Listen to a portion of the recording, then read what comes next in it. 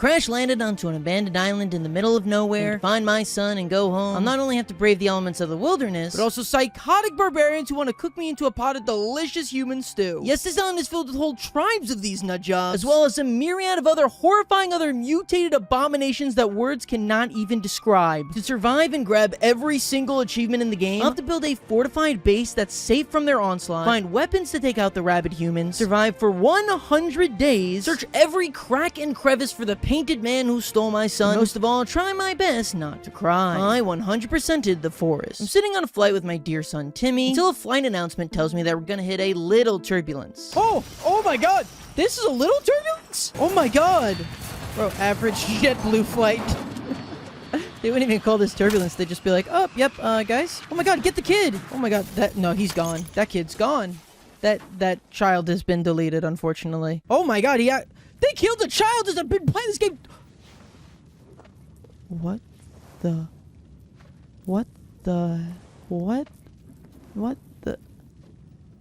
Was that a skinless man? Was that a man lacking skin? Where did your skin go, brother? It seems no one else on the flight survived the crash, but on the bright side, there is this fun little plane axe for me to use here. Oh my god, I'm sorry, miss. I search the rest of the plane remains where I find some booze, plain snacks to satisfy my hunger, and pill bottles that I can use to replenish my health. I find a bunch of suitcases surrounding the outside of the plane, and realize I can use my plane axe to bust them open. Inside, they hold a wide variety of things, like pills, cloth, and even batteries, which last time I checked, you're not supposed to keep in your carry-on, making me 99% sure the reason we went down was either that, or the fact that someone took their phone off of airplane mode. I tried cutting down my first tree, and my god, does my little axe suck. It takes like 20 chops to fell this thing. And even worse yet, once it goes down, the logs are too big to fit in my inventory, meaning I'm gonna have to lug these suckers around if I ever want to use them. Since I can only carry 2 at a time, I decide to leave them for now, instead opting to cut down these smaller twig-looking trees. These instead yield a stick, which I'm gonna need to build myself a shelter. I continue exploring around and... The heck is this? Are those skulls? Oh, I hate it here. Oh, can I go home? What the heck is going on? I hate it here. I instantly hate it here. Oh, I hate it here so much. What is this? It's like a caribou or something. What the? Oh, that's a man rib cage. I don't wanna be... Oh, those are real people heads. I can pick up the skull. Okay, just in case I ever want to use that. With the unsettling feeling that I could end up on one of those fence posts soon, I look around some more until I come across a peculiar sight. A cave with a rope going down it. Somebody was already trying to live here. Whoa, what's this? Whoa, it's like a mine.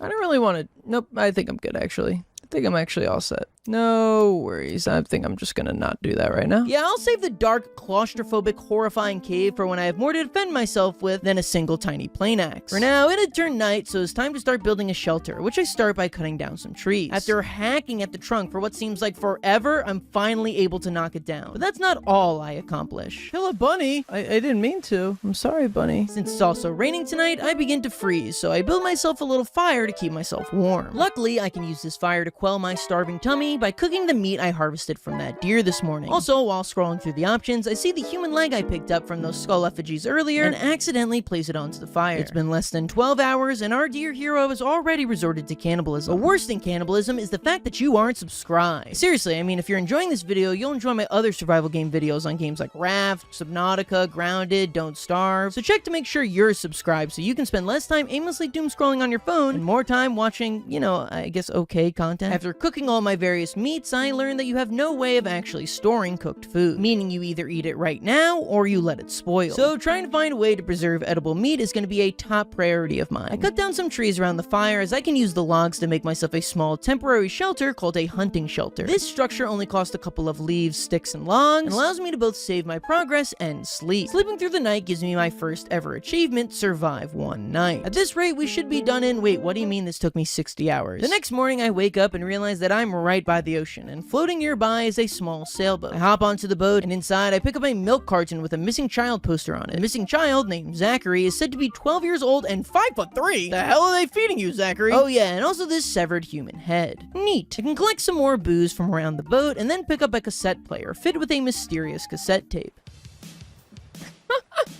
I thought this was gonna be like some like heavy lore drop or something, but no, it's just, we're just vibing. Damn, this bangs. I also pick up this fun little Polaroid. What is that? What kind of behemoth beast is that? After fully looting the boat, I swim back to shore where I can find a school of sea turtles. I can weaken them with my plane axe, and once they're dead, skin their dead carcasses. For my efforts, I collect 2 regular meat as well as a single turtle shell. That's awesome. I explore around the forest for a bit longer before seeing the last thing I expected on an abandoned island. Whoa, there's already a house set up here. It's a whole village already. What the heck? Yo, and there's a bunch of suitcases. This must be people from the flight. And I'm just totally ransacking their stuff. Oh, you know what? I don't think they're gonna use it. Don't really think they have a huge use for it anymore. What the heck got to them? With the question of how or what exactly killed these campers rattling around in my brain, I ransacked the rest of the village for tons of resources, but mostly for the ever so valuable cloth. Are those human limbs? Why were they, putting those out on the old drawing rack? That is a giant freaking iguana. Oh my god, that thing is freaky. Dude, if that's freaky, isn't this supposed to be a horror game? This is not gonna go well if that's what I find freaky these days. I explore around a bit more aimlessly before... That's a skinless man. That is a skinless man. Is that a skinless man? Oh no, that looked like just a guy. That looked like maybe just like a friend. Oh, he's gone. Oh no, look, there's a village of it. What is that? Is it walking towards me? Is that what the heck was that? It looked like a human monkey primate sort of situation. What the heck? Having absolutely no clue what I've just seen, I was completely on edge. Oh, I think it was just me. From around the village, I'm able to pick up some gasoline as well as some rope. You know what? I don't want to know what that story was. Don't want to know what that story was. Yeah, what are those things? No thank you. What the heck? What? Oh my god, this is like striking the fear of God into me. Oh, he's approaching. I'm good, I'm so good, I'm so good. Luckily, whatever that beast was seemed to lose interest in me as I back away, but what lied behind me was somehow even more surprising. Looks like, whoa. What the hell? I don't want to mess with that. I don't want to mess with that. I find some tents nearby and figured that's easier than making my own shelter for the night. So I decide to just stay around that general area until it gets dark enough that I can sleep. But for whatever reason, this game's definition of what counts as night is just absurdly late. I mean, look at how dark it is out and I still can't sleep. But my insomnia ends biting me in the butt as all of a sudden I hear something. That sounded bad. Oh, what is that? Oh, it's attacking me. Oh, it's a thing that's attacking me. Can I go to sleep? I would like to go to sleep. The beast approaches me and I'm able to weave in a couple hits with the wooden spear I crafted, but then I realize that this is no ordinary enemy. Dude, he freaking dodge rolled! Oh, 2, thanks. Oh my god, it hit me. Holy crap. Okay, time to get out of here. And I have no stamina. Buzz off, bro! What is this thing? What is it attacking me? Oh my god, I didn't even see you there. I'm gonna have to kill you, bro. Turn the goddamn lighter on, you idiot! What is going on? What? There's another one. Oh, okay. It's so over. What the heck? What kind of beings are these? What the freak is going on? Oh, it's so over. Oh, they're fighting each other. Huh. Oh, not that much though. Okay, I gotta try outrunning. Oh, yeah, I don't know if you can outrun that. Okay, I got one plan. But they can't swim. Oh, they killed each other. Can they swim? Okay, it doesn't look like it. Oh my god. Wait, that one didn't die? Now, while I am safe from the whatever those things are, out here in the water, I'm also kind of stuck. Which becomes a much bigger problem once I start freezing out here. Not wanting to freeze to death, I decide to take my chances with the mutants. Are you about finished? The heck are these things? Why did he just laugh like an evil villain? I do end up making it back to my fire, but while trying to both warm up and dodge the skinless men, I step into the fire, which lowers my health significantly and stuns me long enough for the strange men to come and finish me off. I require sleep. Did I die? I think I died. Is that the end? Oh. Are they gonna eat me? Instead of seeing a game over screen, instead I see myself being lugged around on the ground for some reason until eventually I wake back up. What the heck? Oh my god! Holy crap. Oh.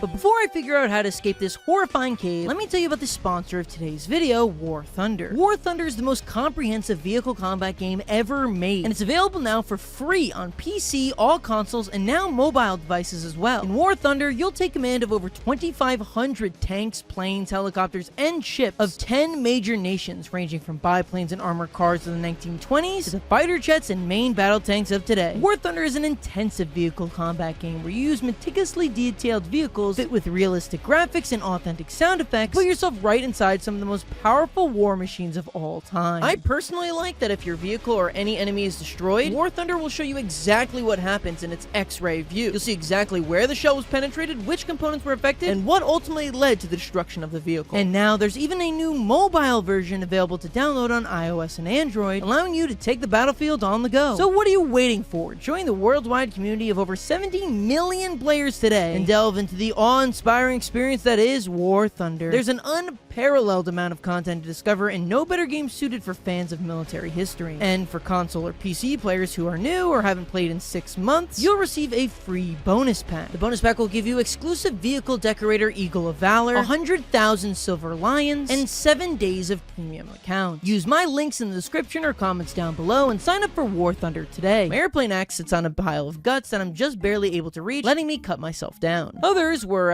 not so lucky, as this poor soul hangs with his guts poured out. By whacking with my axe, which was for some reason my first instinct, I can jingle a couple dollar bills and coins out of it. I'm not certain if the flesh-eating cannibal monsters respect the American dollar, but I'm definitely curious to see what the exchange rate is here. But cooler than that is the next thing I find: the map, the compass, and a note that says a jealous god punishes a parent's fault onto their children. 2 of these things are crucial to navigating the world of the forest, and one of them makes me wonder why 80% of Christianity is just about punishing yourself. Now equipped with my map, I can take this rope up to the surface and discover that I'm in the middle of what seems to be a gigantic massacre by these cannibal freaks. Okay, so, okay, I don't even, what am I supposed to say to all this? What am I supposed to say? Why is there a clan of, I assume cannibals?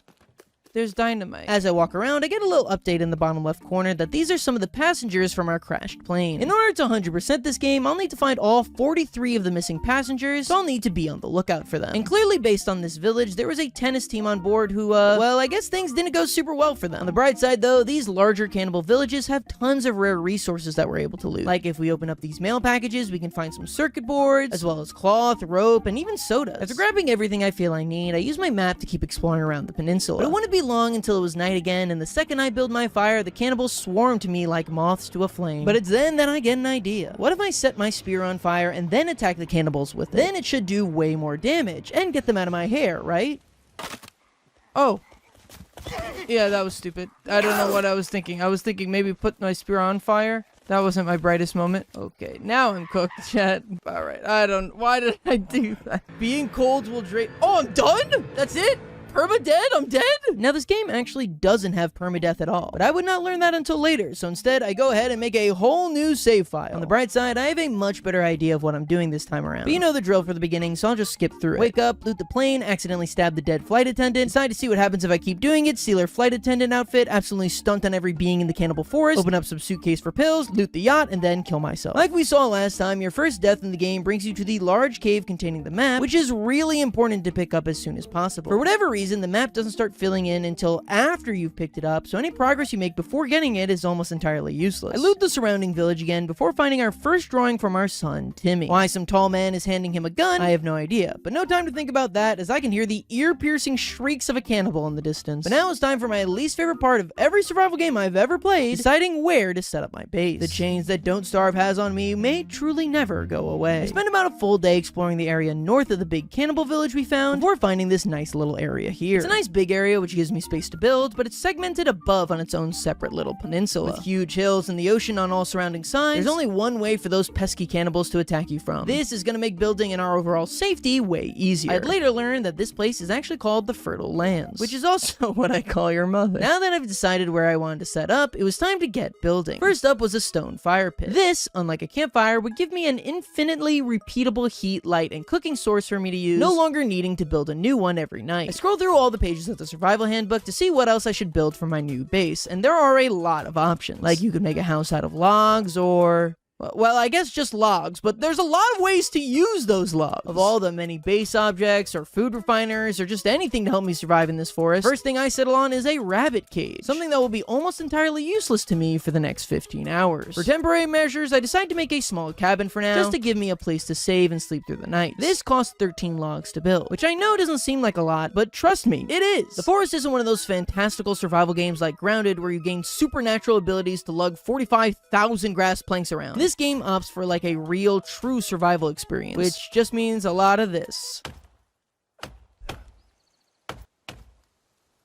You get the point. Getting an upgraded axe needs to be our top priority. Eventually, though, I do get the logs to build the cabin, and I'm able to head to bed for the night. With our new bed now built, it was time to start setting up the essential base amenities. Using the turtle shell that the sea turtle definitely willingly gave to us, I can set up a water collector that will collect any rainwater for me to drink later on. After hearing far too many complaints about my disgustingly ugly bases in survival games, I decided that this time I was going to build a fantastically whimsical and beautiful base. Something that all of the comments will applaud and say that they're envious of what I've built. People from across the lands will be wishing they could leave their dank 2-bedroom apartment and move into my glorious palace. But that all starts from the bottom, so I start building out some wooden floors. These are expensive, costing 3 logs per floor piece, but I know those praise comments will make all this worth it. To help speed this lumberjacking process along, I use a stone, rope, and stick to make my first homemade tool, the crafted axe. This isn't a huge upgrade from the plain axe, but it is still an upgrade nevertheless, and it does shorten the amount of time I spend cutting down each tree. The other huge time sink in this game is the fact that I constantly need to lug the logs from where I chop them down to my base. And since I can only carry 2 at a time, this takes so long. And the worst part is, this is definitely the only way to transport logs, and I am in no way not utilizing an extremely crucial game mechanic that I'll discover just a few hours from now that would have saved me literal hours. On the bright side, while I'm out, I discover tons of blueberry bushes. Eating the berries off of them not only fills up your hunger and thirst meters, but it also gives you some blueberry bush seeds that I'll be able to plant later. And once I get the base of my floor set up, it was time to focus on food production, with the first step being getting some drying racks up. These only cost a much easier to carry twigs, and pretty much work exactly how you think. By hanging up meat on them, you can dry it out into jerky, giving you a portable and edible food source while you're out and about. Only problem now is that I actually need to catch some animals to eat, and in order to do that, I can use some twigs, rope, and cloth to make a crafted bow. Luckily, I had picked up some bird feathers as well, as they'll commonly shed them as they fly off into the distance. Using 5 feathers and 1 twig, I can craft arrows for said bow. What I'm after with this are bunnies, as not only could I use the meat, but their pelts are used for a ton of different crafting recipes that could help me optimize my building time. I do manage to slay my first ever lizard though, who gives me 2 meat as well as his lizard skin. I can lay the meat out on the drying rack for later and then head to sleep for the night. The next morning, I decide to try my hand at rabbit farming. They're not only a much smaller target, but also significantly faster than any other animals on the peninsula. After a few practice arrows, I finally get the hang of it and grab my first rabbit pelt. And on the bright side, even though I missed all those shots, you're able to retrieve your arrows, provided you can find them, which for me is actually very unlikely. Using the rabbit pelt and 2 pieces of rope, I craft my first bag item, the small rock bag. See, like I said earlier, your inventory isn't limited by how many things you can carry, but rather how many of each thing you can carry. Like, you're only able to carry a maximum of 5 rocks at a time. However, the bag items work to alleviate that and are a permanent inventory upgrade you can carry around, letting you carry more of each individual item. Most of these can only be crafted using rabbit pelts, which is what makes farming them so dang important. But catching the animals is a lot harder than it looks. Like, take this deer I tried to hunt down, for example. Even when I'm silently shooting my arrows at him from like halfway across the map, he still manages to just skimp around away so many times that I just run out of arrows eventually. I do finally chase him down after cornering him and just finish him off with my plain axe. But that's all about to change now, as I'm going full-on recon mode. Using some leaves as well as a piece of lizard skin, I can craft my first ever piece of armor, the stealth armor. It doesn't provide much in the form of defense, but should make sneaking up on these helpless woodland creatures just a little bit easier. Unfortunately, no amount of armor could ever fix my horrible aim though. Back to crafting, and I realize I can make a new primary weapon by combining a skull and a stick to make a club, which should give me some defense against my cannibal attackers. I also learned about another feature, weapon upgrades. Using different resources in combination with tree sap, you can actually give your weapons upgrades to their stats. In this case, I attached some feathers to my club, which lowers the damage, but allows it to be swung faster. This is going to be supremely useful later on, so I'll make sure to remember it. Now it was time to start building my first ever garden. Since the area is adjustable, I can line it right up with my floor in a space that costs 6 logs. After gathering all of those, I can plant some blueberry bush seeds seeds down, and then head to bed. With the base of my home now solidified, I figure it's about time to explore the rest of this terrifying peninsula. Upon leaving my safe little mountain, I quickly realized that just a little bit away are 2 cannibal homes, meaning that they could come and raid my base at any time. When I return home, I'll definitely need to make some sort of defense system for that. Speaking of cannibal homes, I make my way south and find myself in that large village where the tennis players were massacred once again. And upon arriving, I find something extremely strange. What's this? What? What? What the heck was that? I painted myself red for a second? Oh, maybe it was just trying to tell me that the person who stole my son was just like a real person who just painted themselves red? Wasn't actually like a red person? Wait, why am I eating these? I didn't even check what they are. Why am I eating that? Also, if you're wondering why the paint disappeared off my skin so quickly, that's just because the rain washed it off. In theory, you're supposed to be able to walk around with red skin until you die. But does that mean the person who stole Timmy wasn't some weird mutated cannibal? It was just a human? I actually don't know if that's better or worse, honestly. With that thought eating away at my mind, I decide to head back into that cave and finally explore what lies below. Once down there, I can wrap my club in a cloth and then light it on fire to give me a makeshift torch. It also lets me see the horrifying scenery around here. I was not prepared for this. After making it past the floor where I always respawn, I head down another rope to go even deeper down. Unfortunately for me, the cloth around the club method only works for a limited amount of time before burning up, meaning I then have to craft another piece of cloth around it. The time that it works is actually pretty short, so you're kind of stuck between either constantly pausing or being stuck in the dark, neither of which are great. I hear something. There's gonna be a thing. I need to accept that. If I just accept that, it'll be easier. Get the frick over here, you goddamn! Set you on fire, kill you, old son of a gun! I hate you! Oh, that didn't kill him. Oh, no, it did. Oh, gotcha. Burn you, bro. Oh, then took your teeth. Bro only had 1 tooth on him? Fire is surprisingly effective at taking out these cannibals, which I'll need to keep in mind for later. With the threat disposed, I search around a little more before coming across a wooden blockade, which I can then take down with just a few swings from my club. Inside is a single piece of rope. Well, that was underwhelming. I continue further down before hearing another cannibal laugh, which immediately provokes me to light up my club. Oh my god, you freakazoid of nature! Set you on fire, kill you, and I hate you. Oh my god, there's like 3 of them! But it's just as I'm being swarmed that my light goes out, meaning I can see absolutely nothing. I just start randomly swinging around me a bunch and then go off and hide in a corner. Did I kill him? Nope. Oh. Oh god. Okay. Oh god, I think I died. Oh god. No! It was only 4 days? Yes, I died, but on the bright side, I learned that this time I don't have to start my entire run over again. No, this time I realized I can just resume my game from the last save, which I thankfully did right back at my base before I left. I head back over to the cave from before, but once I hit the village, things don't go so smoothly for me. What the frick? Aren't those humans? They don't look like cannibals. Dude, we're chill. Oh, I don't think we're chill. We're chill, guys. We're chill, y'all. No need. Don't pit 2 kings against each other. Surprisingly, my words of affirmation actually work wonders, and while the cannibal tribe are still interested in me, they leave me alone for long enough that I can retreat back down into the cave. The first cannibal goes down again with a well-timed block and some arson, but of course the real trouble is gonna come in once I have to go up against that group of 3 from before. But I made a tiny upgrade on the surface that's gonna end up making a world of difference. Using a rabbit pelt, 3 cloth, and 2 rope I got from raiding the village, I'm able to make a stick bag. This now lets me carry 20 sticks instead of 10. Now, how is this gonna help me defeat the cannibal army? Well, now, able to hold so many more sticks, I can carry all the supplies I need for a temporary shelter with me at all times. I can then set this up down in the caves, which will allow me to save whenever I want. Basically, there's no possible way I could really lose now because I can just keep on trying as many times as I want. Which is why the real lesson of today is to 100% games as fast as I do, you need to play as cheap as possible. But I guess the insurance was not needed as I head down and find that there are no cannibals there this time, and I'm free to advance down as I please. But it's down in the next area that I find a harrowing object. What the heck's that? Oh, is that my kid's robot toy? Not only had Timmy been down here, he's now set up a multi-part collectible achievement for us to find all 6 pieces of his robot toy. But I've got no time to ponder on that, as our group of disgusting cannibals has returned. I don't even try hitting them to death this time though, as I know fire is really the only way I stand any chance against these beasts. I managed to get one ablaze, but while dealing with the other 2, he gets back up. He's still alive? I set his booty on fire and he's still alive? Oh, okay, I died, yep.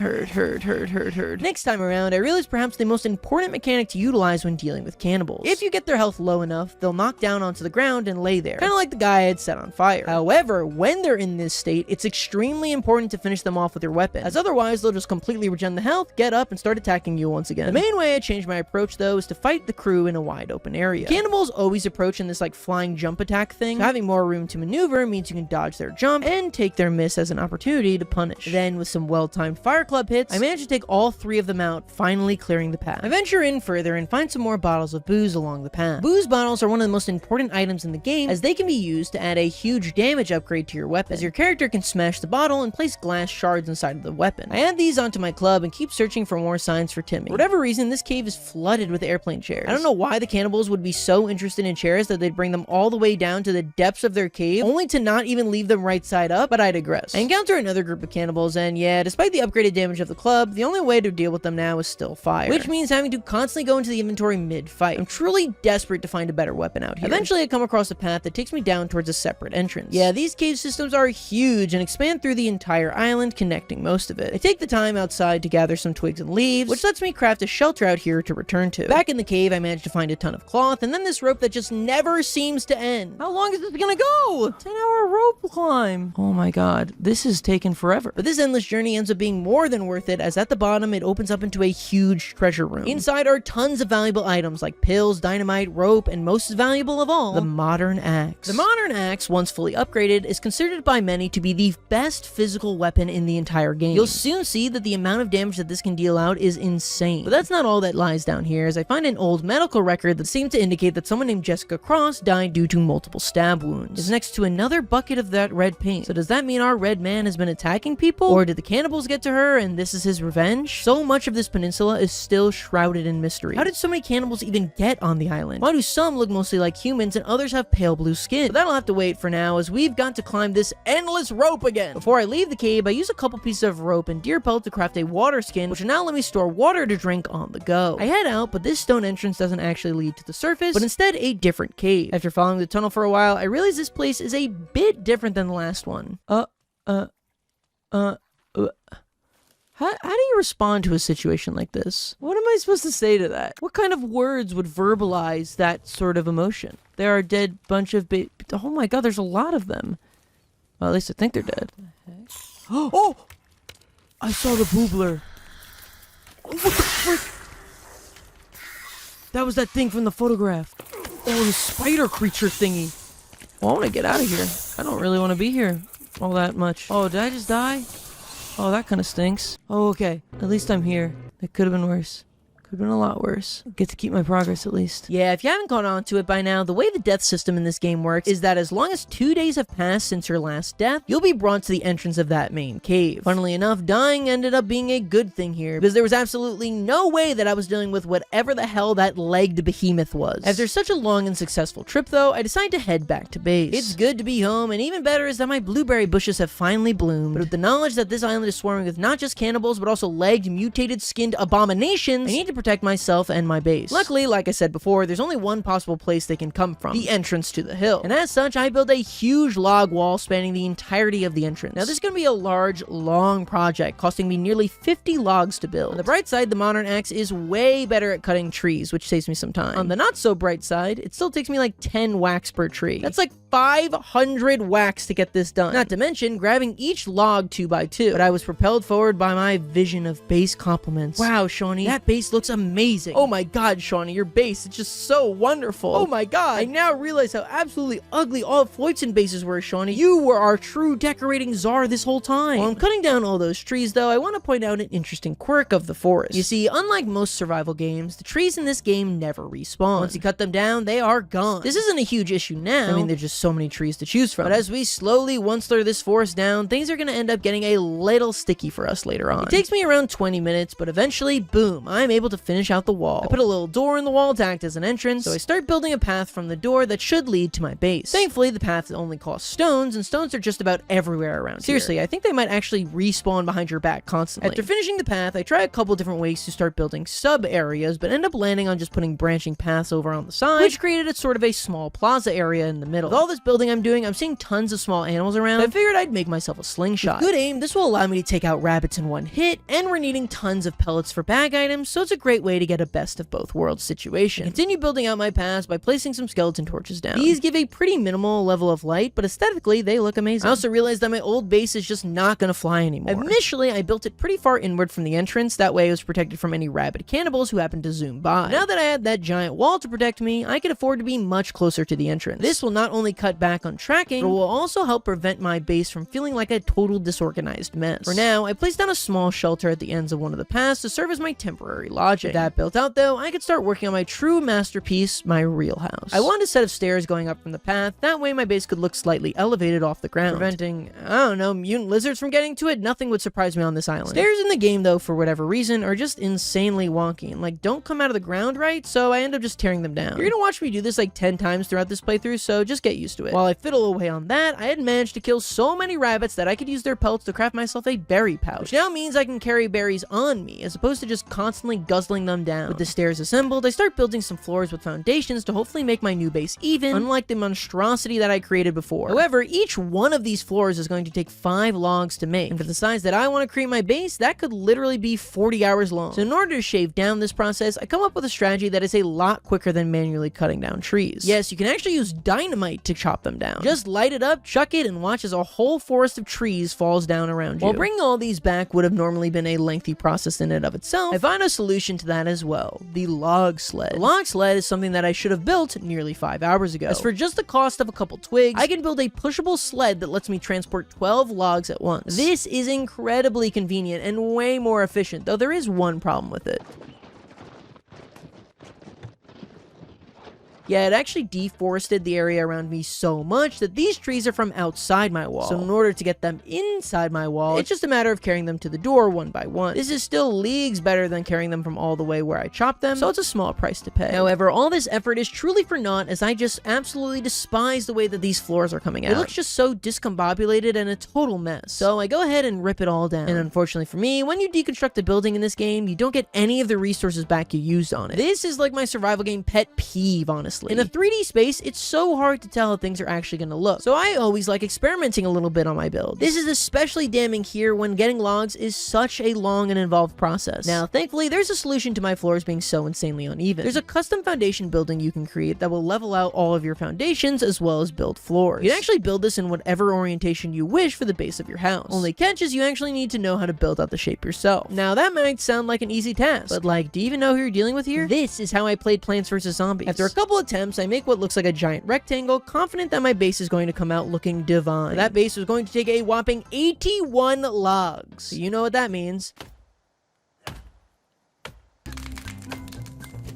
After another good 45 minutes chopping down trees though, I had done it. I had completed the perfect foundation to my base. Ah, crap. Well, that's like... Okay, what the heck happened over here? It was so perfect, and then something happened over here, and then something happened over here. Okay, well...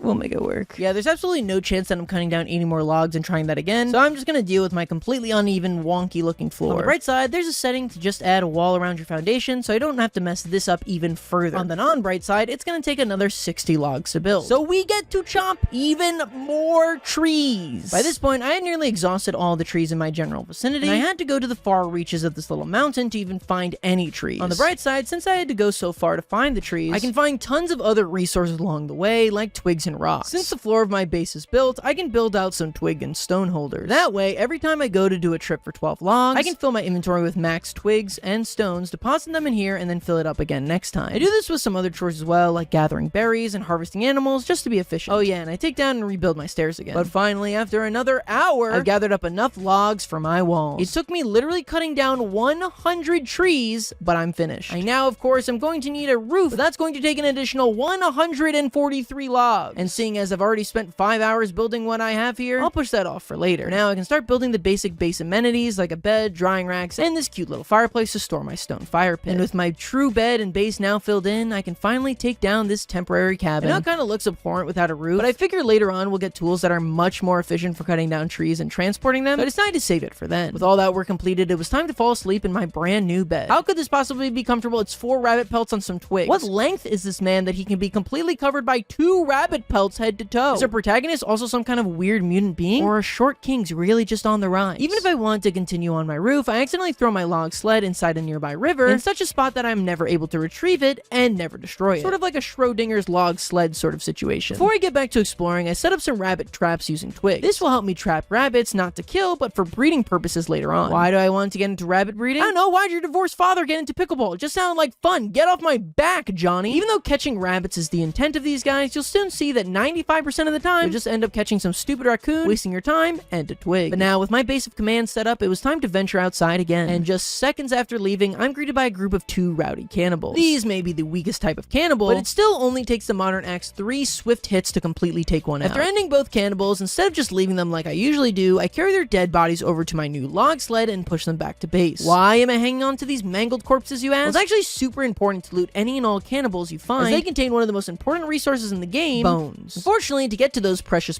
bones, I'll have to burn the flesh off the cannibal bodies. However, the body is much too big to fit in our little old fire pit, so to properly harvest these bodies, I'll have to build a bonfire. A bonfire is the most expensive fire source in the game, costing a whopping 5 logs and 10 twigs. But once it's assembled, it's big enough for me to place multiple bodies on it at once and burn straight through to their bones. Now, the reason bones are so dang important in this game is because they can craft into bone armor. Bone armor is one of the strongest armors in the game and definitely the best armor that you're readily able to get. However, the armor system in this game has 2 strange quirks that distinguish it from others you're probably familiar with. Firstly, you can wear 10 pieces of armor at once. With each piece of bone armor costing 6 bones and 3 cloth, that means you'll need 60 bones and 30 cloth. Each cannibal corpse drops 6 bones, so that means for a full set, you'll need to kill 10 cannibals. However, this is negated by the next point that you may have already noticed, seeing as I'm no longer wearing my stealth armor. Armor has durability, and each time you take a hit, it drains that durability. And I'm not talking like Core Keeper durability, where you can go on like 17 dang adventures before even having to use 3 pieces of scrap metal to repair this stuff. On average, every single time you get hit, you will lose a piece of bone armor. That is in no way an exaggeration. And since you're very likely to get hit more than once in each fight, that means you'll constantly be in a bone deficit. Harvesting as many bones as you possibly can at all times is hugely important, and really the only way you can possibly survive in the forest. But speaking of survivability, it was time to upgrade the modern axe. And if you've ever watched my videos, you know I always have the same mantra when it comes to weapons. Do big damage, never get hit. That's why I can win an Ascension 20 Watcher run with my eyes closed, but it took me a whole extra year to get it done on Silent. I hate you so much, stupid time eater. Because of that, I go all damage on my axe. Now, for whatever reason, even though booze gives you a bigger damage boost, the upgrade system has a diminishing returns mechanic, meaning that if you want the max damage output, you'll need to do half glass and the other half cannibal teeth. I know that this is technically the most efficient weapon, but like, I don't know, it just kind of looks so stupid. Like, why does this nice sleek axe just have a bunch of random teeth sticking out the side? Irregardless, my rabbit trap has managed to catch its first rabbit, meaning I can move it to my rabbit cage. Just one more and I can start the breeding process. You know, I heard it and I'm never gonna say that again. Now that I was equipped with better weapons and armor, it was time to journey back into the world and see what lies beyond the fertile lands. And I'm immediately ambushed by 3 cannibals. On the bright side, it gives me another chance to test out the raw power of the new damage upgrades on the modern axe. With this ability to just absolutely smack these cannibals around, I'm actually able to finish off all 3, only taking a single hit of damage. I do, however, get covered in their blood. The game tells me to go wash it off, as otherwise I could become infected. Now this time I'm luckily right by a river, but remember this for later. Before marching off, I of course make a bonfire and burn those suckers down to their bones. I do this pretty much every time I kill a group of cannibals, so if I don't mention it, you can just assume I took the time to do it. Because I built a lot of bonfires over the course of this playthrough. Like, a lot, like White Mom on Fire Island level of bonfires. For my next stop, I've been noticing what looks like a snow, mountain, tundra area off in the distance, so I decided to head there to hopefully discover some new resource types. Now, I can't really head into the snowy areas yet, as I'll just start freezing. So I stay around the perimeter and build myself a fire and a shelter. My dreams of finding new stuff come true right away as I find a completely new animal type, the boar. I've needed boar pelts desperately for a ton of crafting recipes I wanted to make, so staying here for a bit and farming them is an excellent idea. But this farming plan has a minor interruption. Oh. Funny seeing you guys here. If it were me, I would kill them all. Take you out one by one. You don't scare me no more. Yeah. Yeah, run. Oh, shoot. How many of them is there? Did they just throw a Molotov at me? Okay, you guys lighting yourself on fire? Yeah. Does someone have a flashlight? The heck? They're throwing Molotovs! Oh my god, there's like 20 of them! Oh, this one got hit with his own Molotov. Kind of a skill issue, honestly. Who's throwing these Molotovs? This guy. So you're throwing them at your own men. I mean, I'm not complaining really, but okay, come and get some. What the heck? I didn't even know that was possible. Well, that was a stupid decision, bro. Oh god. While I'm able to take out a good chunk of them, eventually there ends up just being too many and I've run out of pills. Meaning I've now got to just hide until they hopefully get bored and go away. However, this gets a little more complicated once I start freezing. Oh my god, one more, there's like 10 more. Just give me a second to warm up. That feels fair. Come on guys, just a second. They actually did give me a second, which I thought was pretty nice of them, honestly. They seem to have a different goal. Oh my god, no they don't. Despite taking nearly mortal damage, I somehow managed to lead the cannibal tribe away, hide for long enough, cut down a tree, finish building my base, and sleep through the night. Last night drained us of every single piece of armor we had, but luckily I've got a fresh batch of bodies to burn. I drag a bunch of corpses over to my bonfire, and while looking for another corpse, turns out a stupid group of cannibals came by and stole my bones. The absolute nerve. When I find those cannibals, I am going to kill. Oh, instead they found me and immediately killed me. Well, that sucked. They destroyed all my armor and I didn't even get the chance to farm their bodies for a bone restock. The only thing I ended up actually gaining was a stone bag that I can craft using one of the boar pelts I picked up. Now I can carry 10 more stones, I guess. I can use those stones back at my base to craft a giant SOS sign. This seems so useless that I thought it was bound to have an achievement behind it, but no, all I've done is waste my own time. I mean, it's not like an aircraft is gonna land here to save us. If you think that the United Nations wouldn't nuke this place if they found out there was an island full of mutated human-like cannibals, well, actually, now that I think about it, that just sounds like the United Kingdom. Irregardless, that night, a small group of 3 cannibals would swing by the exterior of my base, and since this group is pretty small and made up of the weaker cannibal varieties, I can take out all 3 and burn their bodies, getting myself 3 new pieces of bone armor. The next morning, right across the river and segmenting my island base, is a small cave entrance that I've yet to explore. Oh my god. Okay, have I been here before? Don't look like it, none. Oh my god. Found some more passengers at least. What is this? Oh, it's another part of his toy. Oh no. I try exploring the cave further, but one path's blocked off by water, and the other side is blocked by these like climbing ropes laid on stone. I think I'm supposed to have some certain item here to traverse down these walls, but that can all be alleviated with a good old-fashioned YOLO jump. Oh, Mr. Forrest, soon you'll have lost your son and your knees. This way leads to a rope, and down below on a table, chainsaw. What?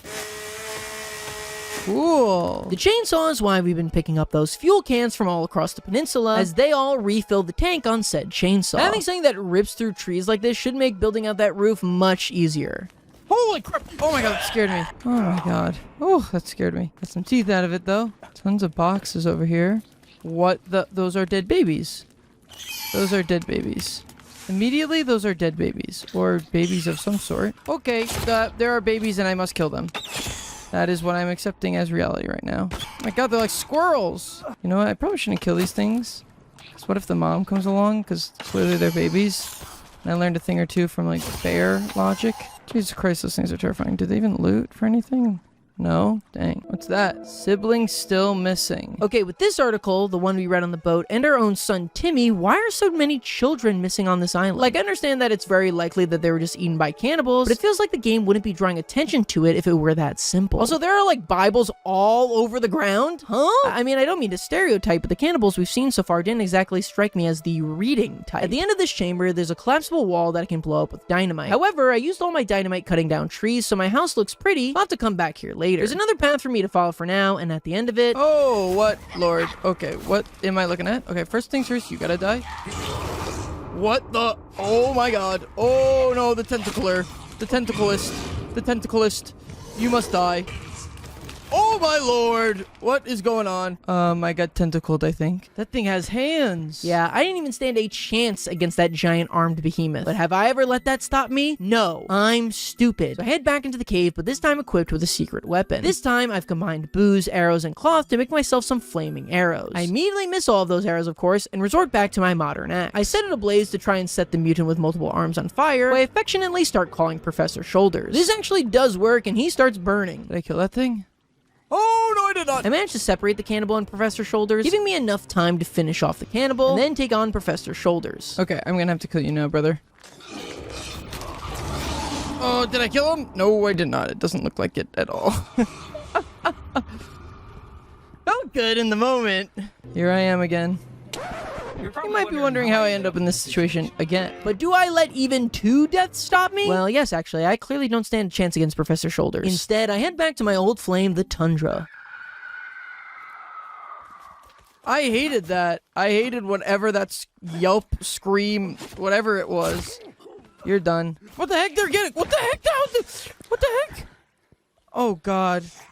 Oh, goodness me. Yeah, like I said earlier, I'm stuck in a bit of a loop here until I'm able to cultivate some bone armor. Since I can't survive a fight until I get that armor, but to get the bones, I need to kill a cannibal. But I can't kill a cannibal since I have no armor. See the trouble here? To break this cycle, I instead go farming for bones during the day. Usually cannibals ride around in much smaller groups during the day, and this group here was made up entirely of those pale blue mutants who barely even put up a fight. I set up a bonfire to burn them, and then go to wash off in the river while they burn to avoid infection. Along the way, I run into just the tiniest distraction. Holy crap, an alligator. I don't see any dead gators around here.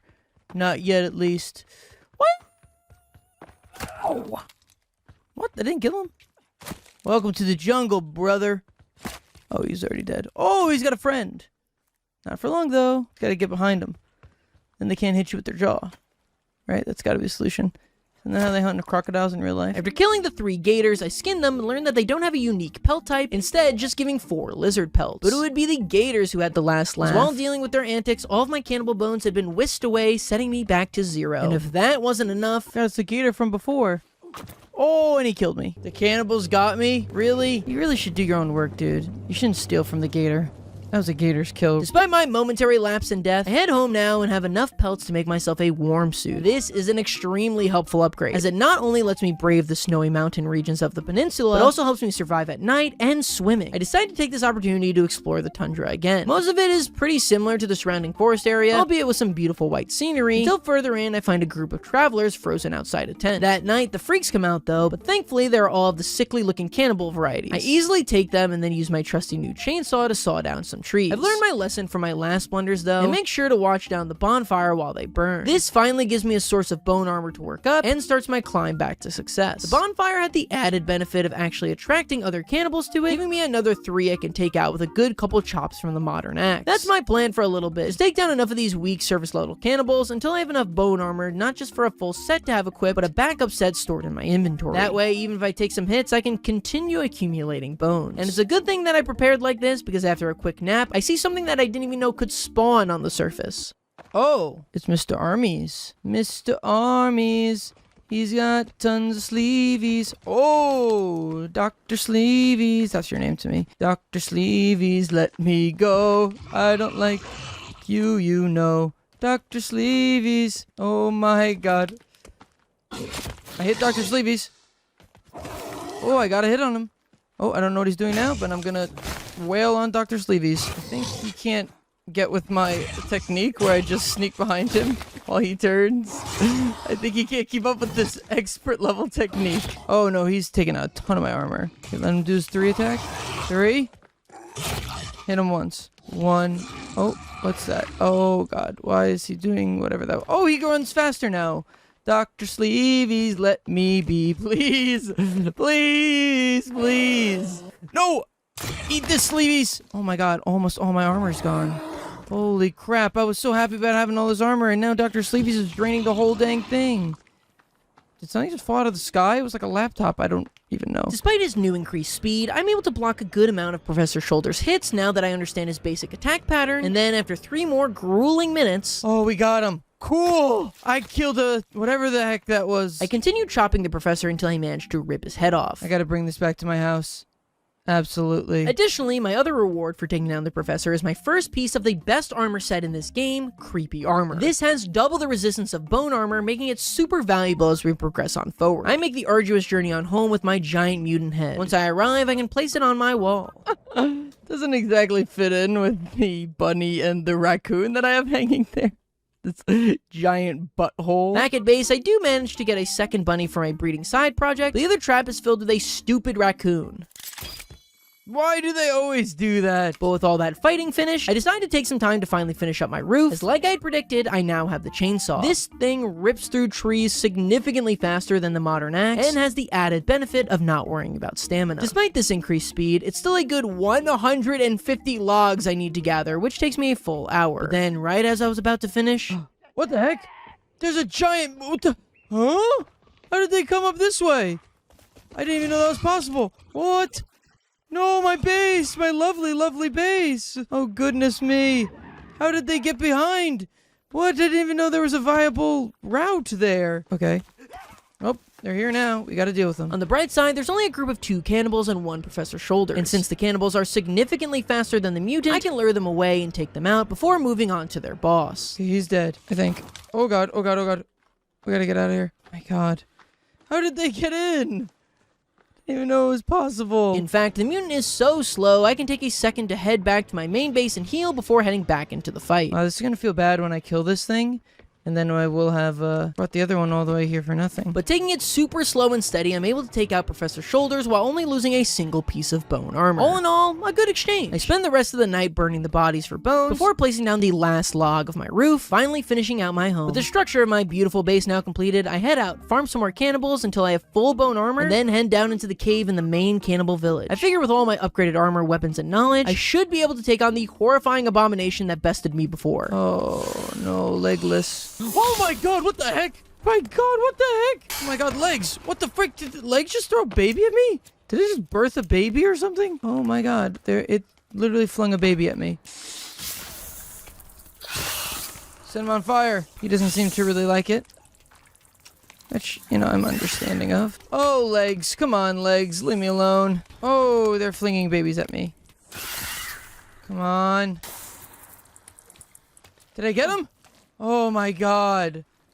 Bro, that was quite the fight. Dear lord. I get some creepy armor, but jeez. Yeah, the mutants in this game are no joke, especially underground, as they've got insane movement options. And dodging is usually the best way to deal with them. But on the bright side, my reward for that fight was a brand new cassette tape. Damn, fuck you with it. We stuck in the forest right now. Things are getting weird. That's part of that. Everybody knows that I got the facts. Fact number 1. If you don't learn to eat human flesh, you will be on the road. Break it down now. Oh my god, this hits like crazy. The rest of this cave ends up being a dead end though, so I exit back to the surface. I explore around a bit before making a quick pit stop back at the plane crash. Here, all of the suitcases have respawned, which allows me to fill back up on meds for healing, which was extremely needed. Meds are super helpful for smaller fights, so you don't have to waste your armor and can just heal off any hits you take. I explore around a bit more before finding a bunch of shipping containers on the beach. The containers are mostly empty, but there is a slip inside one indicating that these shipments are intended for a medical group called Sahara Therapeutics. Therapeutics?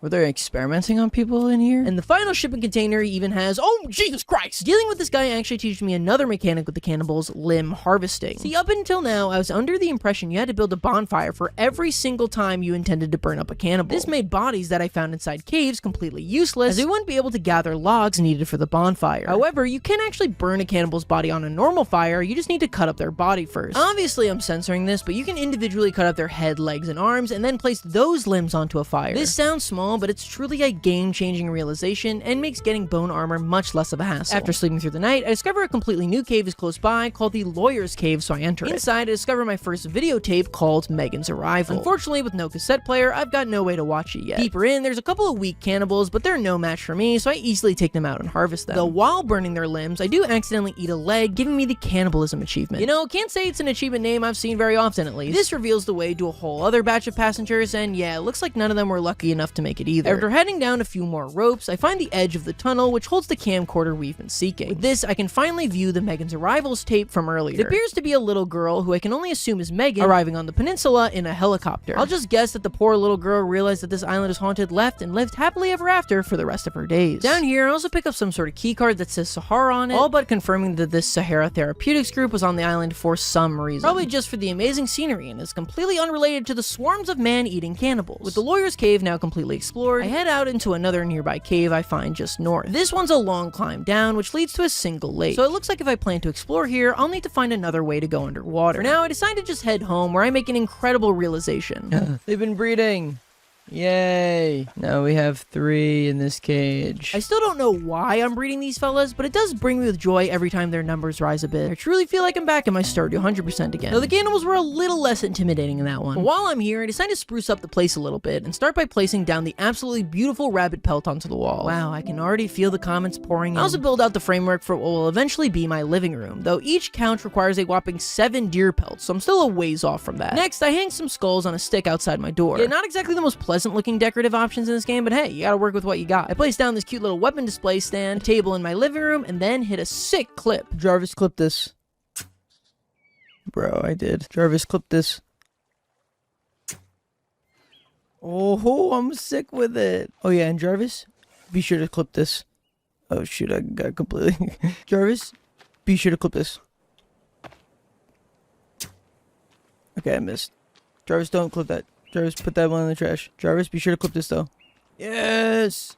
Jarvis, post it. Post the blue sky. Post the blue sky. I built out some cabinets in my house, which allowed me to store some valuable resources on it, like pills, soda, and granola bars. This is actually incredibly helpful, as this way I can just keep a small amount of them on me for emergencies, giving me space to grab more pills while I'm down in the caves. Then, if I ever happen to run out, I can always restock back here at base. I set up a ton of these around the house. There's also an achievement to build a gazebo that I started working towards, and it's a good thing I started now, as this thing is expensive. But with my base looking much nicer now, I decided it's time to head back out into the peninsula once again. Before I head into the next cave though, I make sure to combine a watch, circuit board, duct tape, coins, and booze in order to make myself a couple of explosives for me to use in there. I can use one of those explosives to blow up this mound of dirt I find, and inside I find one part of 8 for the old gun. Interesting. I head to the southwest edge of the peninsula where I can drop down into another cave. The heck? Oh, it's one of my son's drawings. Oh, he must be in the sinkhole. Oh no. How the heck am I gonna get down there? For whatever reason, this cave, known as the submerged cave, has an insane amount of cloth in here. It's actually really helpful, as I've been crafting so much bone armor non-stop that I was almost completely out. I've been farming as much cloth as I can, when suddenly, I can't even describe what happens next, so I'm just gonna play it for you. Oh my god! Holy crap! Didn't notice you there, bud. Seriously, what is going on here? It looks like he just falls down from the freaking ceiling in default pose. Irregardless, I take out the group of cannibals that had spawned on me and venture in deeper where I can pick up a flashlight. This is hugely helpful, as not only does the lighter not provide much light, but it also frequently flickers, leaving you in the dark at crucial moments. The flashlight requires batteries to charge, but they're easy enough to find that I found I could keep it out there pretty much consistently without any issues. Oh my god! Oh my god, screw you guys. Screw this freaking game. But even further in, I find something even more valuable than the plastic torch, the rebreather. The rebreather allows you to breathe underwater for significantly longer periods of time, as well as supplying a light, meaning you can now finally access the myriad of underwater tunnels that's been blocking our way. Going through the underwater passage in this cave gives us access to the second half of the cave, where I encounter something unlike anything else I've seen in this game. What the frick is this? What? Well, that's horrifying. What the heck? There's a giant cross? They were like, I don't know, put to eternal damnation? What the heck went on down here? Beneath the limestone. I don't understand why we got that. Okay. A Bible. I pick up a new weapon in the rusty axe, which is unfortunately just worse in every way compared to our modern axe. I also found another leg of Timmy's toy. I realized when I accidentally leave and come back that for some reason you can collect the same toy leg twice, and it counts as you having gotten both of them, which is honestly really funny. Back to the surface, I find another abandoned camp, but this one doesn't look like it was home to cannibals, instead humans. This is known as the film crew camp, which we can surmise from the stack of scripts that lie all over the ground. But more importantly than the dead remains of a bunch of stupid film bros are these yellow cases. Inside are a new type of ammo, the modern arrow. These are far and away the best arrows in the game, so having a huge source of them that can be infinitely respawned by closing and opening the game is incredibly useful. Seriously, the damage upgrade from regular arrows is like night and day. I find a new cave up north that contains a slurry of new passengers, as well as someone that has been literally cut in half that I won't show to you guys, as it literally made me nauseous. Further in, I find another professor's shoulders, but I set it on fire, sending him into a flurry and making him fall off the edge into an endless hole. I'm really hoping this is not like the mutants were humans the whole time sort of situation, or I'm going straight to hell. Honestly, the biggest problem I run into down here are these stupid babies. They come out of nowhere, flip themselves like 20 feet, and even just a single hit is enough to take out a set of bone armor. Well, actually, there's one other problem I run into down here. Oh no, I'm cooked. Chad, am I cooked? No, I'm actually not somehow. Shower so back. Is that a, Yep, there's some creepies. Oh no, it's legs! Get me out of here! And I can't even throw Molotovs because it's water. I don't care, I'm throwing one anyway. Geronimo! Oh, that really made him kind of angry, I think. Another Molotov, sir? Oh. Another Molotov, sir? Oh, they're so mad. Oh, they're very mad at me. Oh, they're on fire and they're very mad at me. Understandable, honestly. Light that, light that, light that, light that. Oh, who is that? A red man? Oh my god, is that who stole my son? Tennis racket. Oh! That guy just straight up dodged my arrow. Oh my god, legs. Please, legs. Did I get him? Yes, I did. Nice. Take that, Legs. With Legs and the other cannibals defeated through the power of Molotovs, I can just head down the rope into another huge passageway. Yeah, this cave is absolutely massive. Far and away the largest cave in the entire game, filled with tons and tons of cannibal fights. And not just cannibals, as further in we get a second Legs fight. Luckily, it's in a wide open area, and he's completely alone, so I've got tons of time to shoot arrows at him, even if they're firing off my dinky little crafted bow. I have a feeling there's gonna be a bad guy in here, isn't there? Holy crap, that scared the ever-living Jesus out of me. Oh my god. After heading through an underwater tunnel, I find a series of notebook papers thrown across the ground, as well as another camcorder tape, this one called Side Effects. Okay. This is called Side Effects. What? And they're experimenting on some kid, it looks like, and he's just convulsing. Are these humans that I'm, like, kind of messing with? That would kind of... Well, I guess I've been calling them cannibals, but... kind of thought they were like their own thing. I blow up a rock formation with some dynamite, which reveals an unfortunate blockade. Oh, it looks like I need the ability to climb walls to get past this. Unless I'm built just a little bit different. Da-da-da, da-da-da. I actually cannot believe that worked. Ah! Professor Shoulders! Please!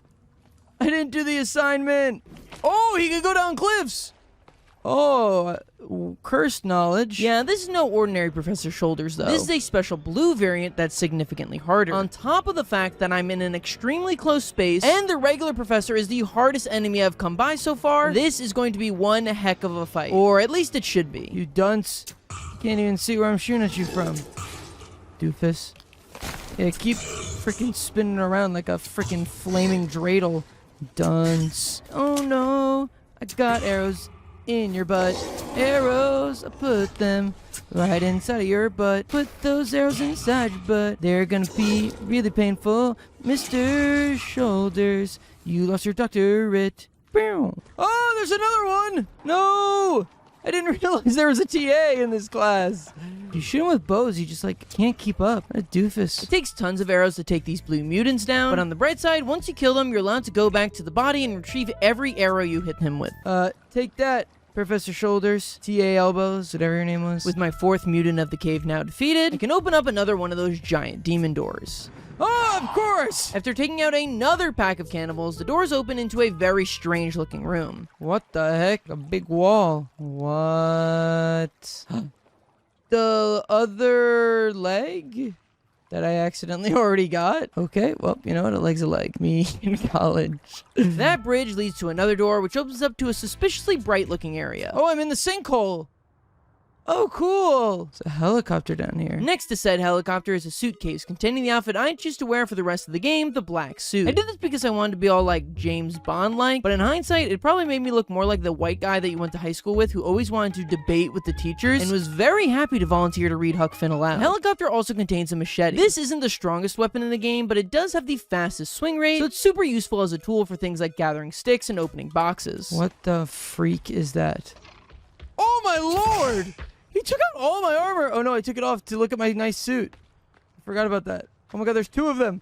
What the heck? Gotta get out of here. Oh my god, I did not realize he was gonna be able to go over that thing. Holy mother of God. Oh my god. Oh my god. Oh my god! He's got moves, bro. Gotta get out of here. Oh my god. Maybe I shouldn't mess with this thing. I've already lost my creepy armor. What else do I have to lose? My life, I guess. Oh my god, what is this fat baby? Oh! What the heck just happened? How many hits does this thing take? Oh, did I kill it? Oh, I did. Nice. That would be our final of the main mutants of the game, whom I decide to call Lump. There are tons of lumps surrounding the sinkhole, and just tackling one nearly killed me dead, so I decided to leave for now. But I knew all that mutant killing couldn't just be to gain entry into the sinkhole. I head back into the cave through another explodable wall I find, fight even more cannibals, and go through another underwater cave. But it was all so worth it, as waiting at the end of all this is the best weapon in the entire game. A weapon so powerful, it basically trivializes every other weapon in the game, the modern bow. Even though bows in this game can't be upgraded, the crafted bow was still holding its own with the other weapons I had, and that's for two reasons. One, modern arrows are just so powerful, and two, range in this game is extremely good. Pretty much none of the enemies in the entire game have any ranged attacks. The only exception is the occasional Molotov cannibal, but those are few and far between. The majority of enemies can only hurt you if they catch you, so with a bow, you can just run backwards and shoot at them until they're dead. This is multiplied tenfold with the modern bow. It is so strong that you can kill skinny blue cannibals in just one single arrow, and if you get a headshot, it can kill nearly every other cannibal type in the game with one arrow as well. This is genuinely a busted item, one I'll be using in every single fight for the rest of the game, and honestly, this video probably would have doubled in time without it. With that gigantic score taken care of, after what felt like eons, I could finally head home to my base I had missed so dearly. I deposit all my pills, booze, and food, and hang up Timmy's drawing that I found. Don't worry, Timmy, I'll rescue you just as soon as my log cabin looks a little bit nicer. And to improve that log cabin, I'm first gonna need lots of deer pelts. Luckily for me, with my new fast-swinging machete, it's a lot easier to catch them now. This lets me finish out my first couch. Isn't she just beautiful? I head outside for some sticks, but then make a harrowing realization. Since it was nearly day 50 now, the game had started to introduce some significantly tougher cannibals. And hardest of these are the ones chasing me right now, the masked cannibals. I was completely unprepared for this, so they end up ambushing me and I die. Masked cannibals are bad news. Good to know. Upon respawn, I remember that I should upgrade my machete with the feathers I'd picked up from my birdhouse. Well, this just utterly nukes its damage. That in no way matters for this weapon, and it significantly increases its swing speed. Now, my next goal was to finish gathering the logs I would need for my gazebo. But unfortunately, I had cut down literally every single tree, both inside and outside my base. And since the rest was surrounded by water, I had literally no other options for logs. So in order to finish out my precious gazebo, I was gonna have to start expanding my horizon, which is why I built a bridge connecting this tiny little island my base is on to the giant landmass to the south. Now, while this let me bring my log sled over to this deciduous forest that lie over there, it will also be leaving me wide open to attacks, as just south of here is the main cannibal village where so many of my undoers coalesce. But I figure by this point I can handle anything thrown at me. Wait, don't rewind the video 30 seconds. It takes me about 10 minutes to build out this bridge, but I now once again have unlimited access to any logs I require, letting me finish out the gazebo. You should be looking for Timmy. No,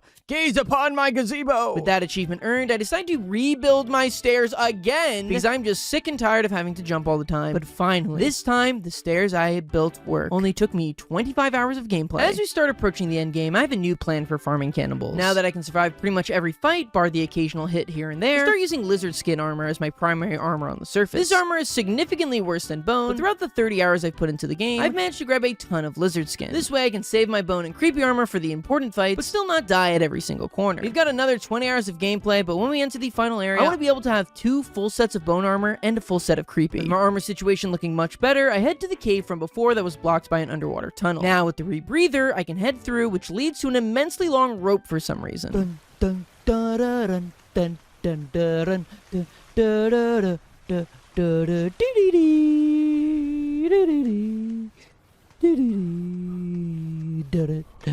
Why is it getting red? I'm scared. Why is it getting red? Is there lava? What's going on? Why is it red? I can't see behind me. How could I possibly be getting cold? Oh. Oh god. Oh god. Oh god. Oh god. Oh god. Oh god. Oh god. I'm leaving. I'm gonna go ahead and leave. I'm gonna go ahead and leave. I'm just gonna go ahead and leave. While lumps would be extremely difficult to fight in a place like this, there's one little trick that he just can't seem to beat. Get in the boat. Can he get to the boat? I'm just gonna shoot him in the booty. I don't think he can get to the boat. Aha! I've stumped you! Dunce. Good old boat trick. Yeah, eat me, bro. Go ahead and eat me. And my reward for my cowardly lumps kill is a cassette tape number 3, which gives me the achievement for finding every single one in the game. Oh! This one goes hard. I will do it. Do it. Better than anybody else, I will do this. Yes, for you, I guess. Everything else. What does it say? Don't be afraid, just believe. Okay, now I don't want to do it anymore. I want to go home. I want to go home. Give me my little boy and let me go home. I blow up a wall, take out a few more cannibals and some babies, and then next to these fellas who seem to be having a grand old time, I find our next cassette tape, Lunch with Megan. What? Oh my god, what? Megan's looking like brittle, right? Like the cannibals. Am I crazy for that one? Maybe she's just like a sick girl or something and I'm just like actually a terrible person. But don't get too settled, as just around the corner hides another legs. Dude, we're getting him good. Dude, he's not even responding. We're just wailing on him. That was it? He's done? Dude, Modern Bow is so OP. This is crazy. Oh my god, I used to struggle for like hours on these guys. Now just Blip, blip, blip, blip. Done. With legs defeated, this cave's cleared out so I can head back to the surface. I take a quick pit stop back at home, mostly to hang some skull lamps from the ceiling because, you know, for skulls, they actually bring a pretty good vibe to this house. But with most of the game's caves explored and me fully suited up in bone armor, it's time to start tackling some of the game's more difficult achievements. First up is Trophy Hunter, which is actually the achievement in this game with the lowest completion percentage on Steam. This one's not all too complicated, we just need to display the heads of every single animal, meaning not including mutants, up on the wall. So for the first step in this process, I decide to head to the tundra to grab a boar's head. I carry it all the way back to my base, only the trouble comes when I go to cross the final river guarding my island. For whatever reason, you can't swim and hold an animal's head at the same time, so the second I cross the river, I drop the head and lose it to the waters. Since this is actually the only path to make it over from the mountains to my house, I'll have to build another bridge. Koba of Chainsaw I uses later, and the bridge is built so I can go back to the mountains, grab another boar's head, restrain myself from making a terrible sandwich joke for the second time, and mount it beautifully on my wall. While I'm here, I place down some deer pelts at the front entrance of my base to act like a little carpet, but Oh my, that looks awful.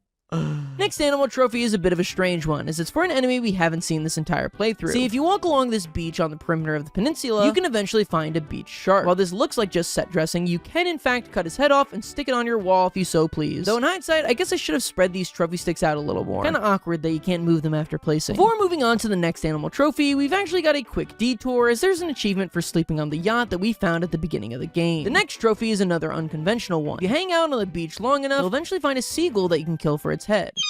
Sorry, Scraps. Why the developers put so much time and effort into making a bunch of beach mobs when the beach takes up less than 1% of the peninsula? I have no idea. After that, I set my eyes on the turtle head, who usually just hangs out near rivers and lakes, and I happened to find one just a couple feet from my base. Next, it was on to the alligator. Like I'm sure you surmised by now, the alligators only spawn in that one single area that I got ambushed in before, so I head over there. Though looking for famously camouflaging creatures at night probably wasn't the best idea. Oh, there's the gator! I ain't seen a gator. Holy crap. Time to head home with the gator head. This is my journey home with my gator head. If you don't know where I'll go, just follow me instead. Gatorhead, Gatorhead, just follow me. Gatorhead, Gatorhead, he is the key. Gatorhead, Gatorhead, he's always there. Gatorhead, Gatorhead, gators everywhere. Gatorhead, Gatorhead. I had sex with a crocodile. Now, while I'm carrying the gator head home, let me explain to you the true reason why this achievement has such a low completion rating. You see, we've now got only one single animal head left to grab, and it's one that's completely non-threatening, the goose. Now, the goose is an extremely easy animal to take out. Seriously, it just needs one single arrow, and boom, it's done. Then what makes this achievement so hard? Well, you see, geese are only found on this specific lake, and on this Goosen Lake, the geese kind of just swim around. The trouble with that is that once you've killed them, their bodies are going to fall into the lake, and because of the way the forest works, you're completely unable to pick up objects while underwater. So in order to get the geese head, I'm gonna have to go above and beyond. I'm gonna have to get creative. I'm gonna have to create. Oh, I guess I didn't need to get the goose. I guess this counted as a goose. Oh well. Counting it. Yeah, I'm not sure why this works, but my best guess is the achievement doesn't check for each individual item ID, but instead just checks that there are 11 unique IDs hanging on your wall. Well, that saved me a good hour or so. The next achievement I shoot for shouldn't be hard, but also is due to a slight oversight. For this one, you need to plant every single plant in the game in one of your gardens. You know how many plants there are in this game? Just 3. Then why is this achievement so hard? Well, because one of those plants is aloe vera. Somehow in my 35 hours of playing this game, I've not found one aloe vera. That's a little strange, isn't it? I mean, according to the wiki, it's not super common, but still relatively plentiful bundles spawn around the map. We should have some by now, right? Well, no, because aloe vera doesn't clear out any space around it when it spawns. Why is that a problem? Because it's just this tiny green plant. And why is that a problem? Because the whole forest is green. How am I supposed to find this tiny green plant in a sea of green? It would be like finding a needle in a haystack if you painted the haystack gray. Eventually, I do find it, but picking it up only makes me realize another reason why I hate it so much. Basically, to vastly simplify the mechanics of this game, Forza has a system that allows you to raise your speed and strength as if it were real life. That means the more you run, the faster you get. The more you use melee weapons, the stronger you get. This means by the end of the game, you should be way faster than when you started. However, all this progress is stunted when you get infected, which happens whenever you get blood on you. And you know, no real way to avoid that on an island filled with flesh-eating cannibals. And the only way to heal off this infection is to find aloe. All this to say, I've been infected nearly this entire game, meaning my stats are much lower than they should be. All just because I could not find this stupid aloe plant. Truly the bane of my existence. Whatever, I'm unable to find the final plant, so I decided to put a pin in this. For now, it was time for the achievement, build a super long wall. For this one, you need to build a super long wall. But I end up wasting a ton of time on this because my assumption was that build a super long wall meant, you know, build a super long wall. The wiki says 50 sections, so I figured that meant 50 logs. But I make a 50 log wall and it doesn't work for some reason. Yeah, because what I actually need to do is create a wall with 50 of those little segments that make up a single wall. This results in over 400 logs, but for some reason, I don't actually need to build the wall. I just need to place down the plans for it. The next achievement is called Major Cannibalism and requires you to eat an entire family, which by their definition is 6 people. Somebody's got to tell this guy about the American dream. To achieve this, you only need to eat their arms and legs, which I can easily do by taking out a small cannibal pack. Next achievement we need to knock out is to kill a shark. Yeah, I guess these guys aren't just set dressing, they actually spawn in the water for whatever reason. To do this, I'll need to craft a raft, which, god dang, why are they so obsessed with water? And paddle out to the ocean. If you put your water graphic settings on the lowest they can go, you'll actually get transparent water that you can see through, making it much easier to find the shark. Then once you find them, just fire arrows away and boom, done. Now we're on to Splatter, which requires you to kill a downed enemy with a rock. I figured this will be easiest with a lower level enemy, so I head back around my base. I find a tribe of them and pick off the harder foes, and then just as there's one remaining, I take out my modern axe and start whacking them around. The trouble comes when I, kill him. Yeah, the criteria for downing an enemy is somewhat vague, or at least I don't understand it at all. In my attempts to do this, I actually end up dying myself. Instead, I opt to go inside a cave to attempt this, as then I'll only have to face off against the significantly easier blue skinny cannibals. Of course, this means that I'll have to go into an unexplored cave, as for whatever reason, enemies don't respawn inside caves. After heading through one called the Wet Cave, I managed to find skinny blue cannibals. I'm not sure if this mattered, but I do purposefully swing at his legs, which downs this guy. Then I take out my rock and boom, splatter completed. Explore the rest of the cave until I find a new camcorder tape opening the artifact. The heck's going on here? Oh no. This is probably a bad idea, bro. Oh, you about to get your soul sucked. Oh no, it looks fine. Oh, okay. That was probably not a good idea, though. Wouldn't have hid a tape in the middle of a cannibal-ridden cave with the title opening the artifact unless it meant that something catastrophic happened. Also, there's a long drop to get to the bottom of this cave, but if you know anything about me, you know I'm absurdly impatient, so... Memory, I'll just jump in. Freaking nice. I can't believe that worked. So wait, where have I been? Where am I going? And I got a couple questions about Cotton Eye Joe. Eventually, I figure out where we're going and reach the end of this cave. Here, we can pick up the final tool in the game, the climbing axe. This lets us climb up all those pesky stone walls we've been seeing everywhere. Now, I'm no climbing expert, but I'm like 90% sure that's not how that works, but hey, I'm not complaining. With that, I had now fully explored all but one single cave. Before we head there, though, I need to head back to the cloth-rich cave from before, as all the bone armor I've crafted has completely drained me of my supply. While I'm here, I pick up any ingredients I find for the craftable bomb, as there's an achievement for detonating 20 of them. After chucking a couple of them into the wilderness, I crossed that achievement off as well. Next, it was time to find the final seed you can plant in a garden, the coneflower. This is just a regular old plant that spawns in the grasslands. And in my search for the coneflower, I find something much more horrifying. What the... What? What? What? What? What? What? What? What? What? What? What? What? What even? What am I looking at? What the hell? I don't... You're not a part of this right now. You get out of here. What? Can I hit it with arrows? What even is this? It's like skin balloons. I'm just trying to take it out with my axe. Oh my god. This is gross. Oh, what even are these things? Like egg sacs. Oh my god, this is so gross. Are they actually are egg sacs. They're being birthed out of them. Oh, that's so gross. Oh man, Jesus freaking Christ. They're born with tennis rackets in hand? What in the hell is going on? What even is this? Oh, this is like the grossest thing I've seen in my entire life. Oh, stop. Oh, it's so gross.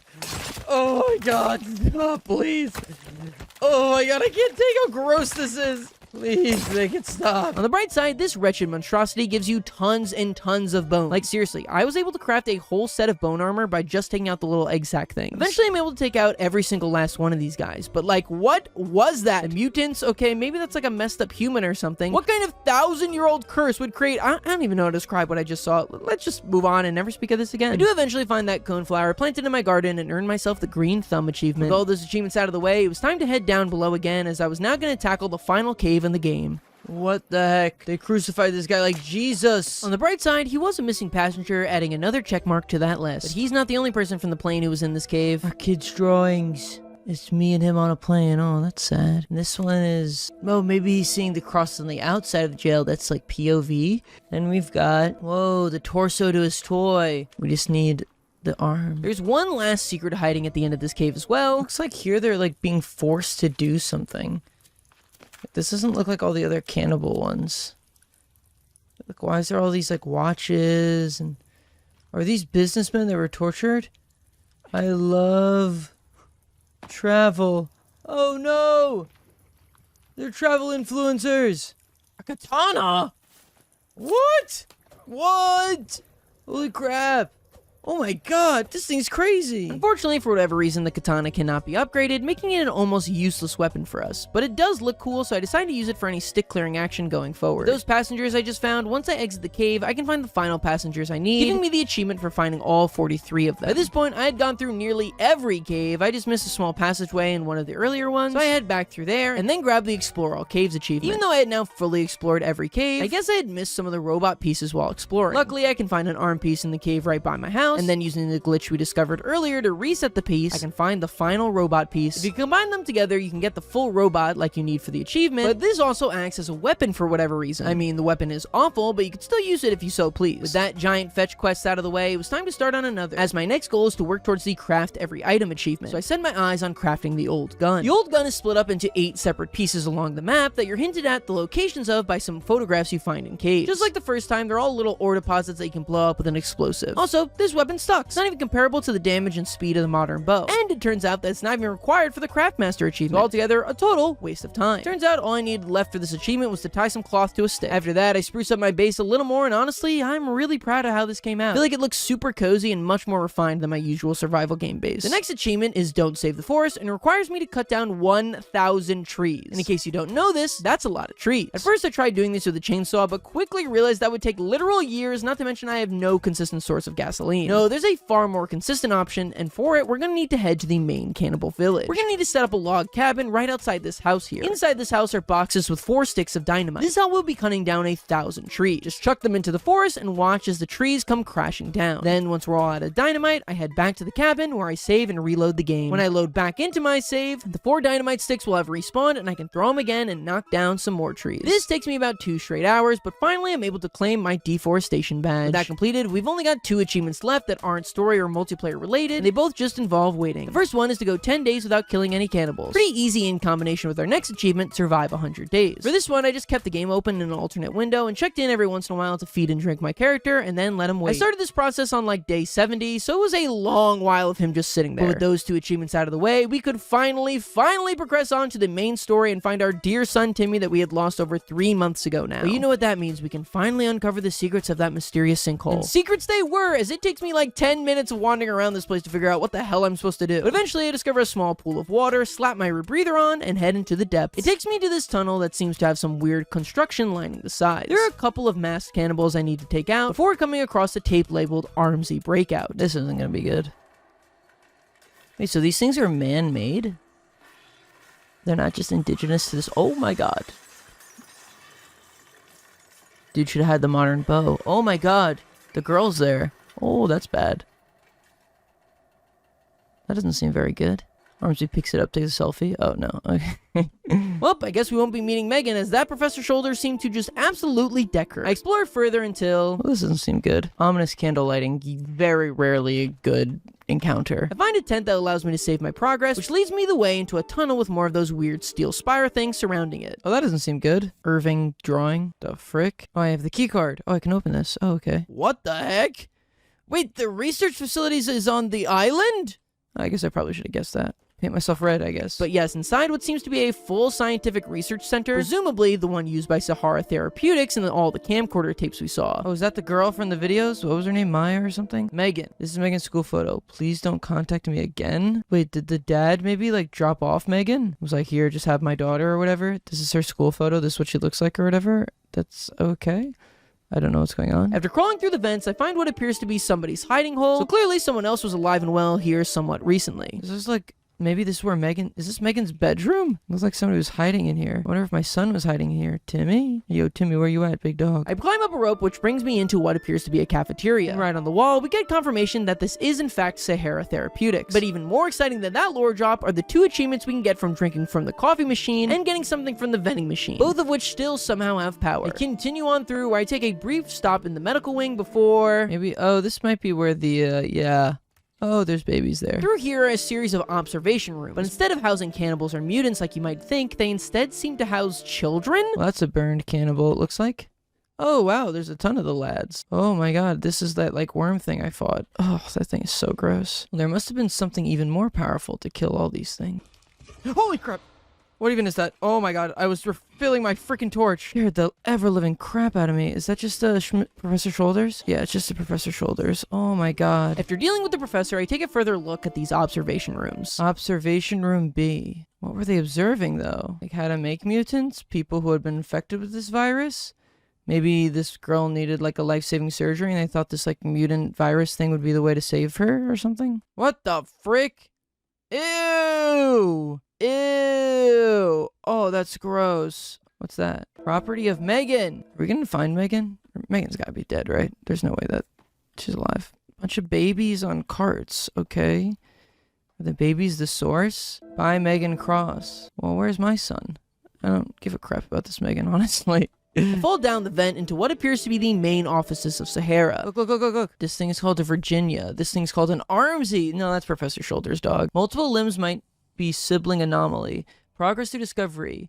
Anomalies translating early results to adult longevity. Jarrus project amenable to investors. Parents willing to spend money. Purchase of Peninsula. Okay, so they own this place, this therapeutics place. Longevity medicine through... Oh, okay, so it was like a medicine thing. They were trying to make people live longer with this. I don't know what that means. What's that? Your employment with Sahara is terminated for the unethical and inappropriate use of company equipment. Wait, who was that addressed to, though? Matthew Cross. And what's her name? Megan Cross? Yeah, Megan Cross. Oh. So maybe they were not doing nice things and Matt was trying to save Megan, as you would. Try and save your own daughter, I guess. The heck is that? That must be like the cells that are duplicating. Oh my, they were testing on the babies. Oh my god, it's like freaking The Boys. Oh, that's that obelisk thing. What's this? Put a person in the obelisk. Mutated versions of people like form from this while they're trying to generate power or something weird like that. Megan! Damn, Megan is quite the artist. Oh, there's a man in there. Daddy's dead. Wait, so did Megan mutate to become a horrifying monster? And I'm gonna have to go kill, like, Megan, and that's gonna be, like, the boss? You believe the device may be able to bring down a plane. Daddy's dead, but it says frowny face. Did they kill Daddy? Or, I don't... Is this Matt Cross? Unlock. That seems like a terrible idea. That seems like an awful idea. Timmy! What? Wait, Timmy's dead? What? The red man... What? The red man... What? Was he a human? No, Timmy. Oh, I really thought he was going to be alive this whole time. Dang, maybe I shouldn't have spent 100 days just sitting in my freaking house. Oh, no. That's so sad. Oh, is this going to bring him back to life, this machine? Is that what interchange does? But it's not going to be Timmy, it's going to be like a clone of him, right? Oh. Yeah, I don't know what that does, dog. But I guess it's better than nothing. This seems like a mistake, dude. I don't know about this. That's what a dad would do to save his son, I guess. New sample required. Wait, am I gonna go in there? Wait, what? I'm gonna bring Timmy back. Oh, no, I have to lure a mutant in there, right? Our to-do list has now been updated to try and find a sacrifice to save Timmy. I tried for a while to lure a mutant in there, but I'm just gonna save your time and let you know that this does not work. Instead, we need to continue on through the facility until we find this ginormous room. Is that Megan? I didn't trust her. I didn't trust Megan at all. I don't trust Megan one bit. That thing is gonna turn into a horrifying monster. Yep, why she got blood all over her hands? Daddy, you're a mutant. Straight up, you're a mutant. Oh no, I'm gonna use her as a sacrifice. Oh crap. Oh god. But this has got to be a mutant, right? Me? I'm gonna die? She's gonna eat me? What? What the?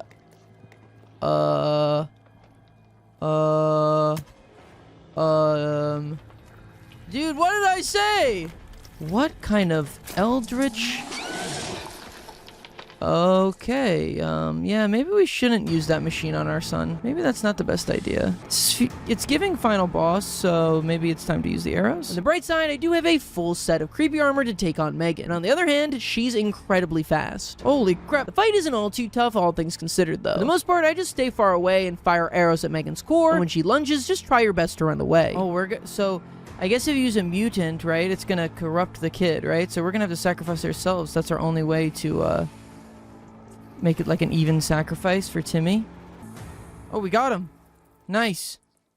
Modern bow for the win. I pick up Megan and take her back to the obelisk room, but unfortunately when we place her in, it says we need to use a live sample to make the artifact work. But on Megan, I find a golden key card, which I can use on a door in the back that says it leads to the second artifact. This leads to a hall, and after traversing through a collapsed tunnel, I'm led to an elevator that I can get through with my key card. We're going down, I guess? What the freak? Oh no, we were going up. This isn't good. What the heck is that? That doesn't seem good at all. That really seems quite bad. Whoa. 3 matches identical. Oh, what? Oh my god, it's a cycle!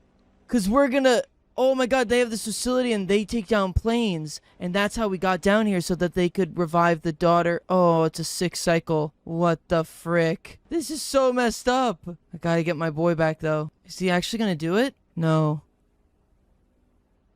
No, he is! Oh my god! That's so messed up. This is a 6-6 cycle. Did it actually work? What the frick?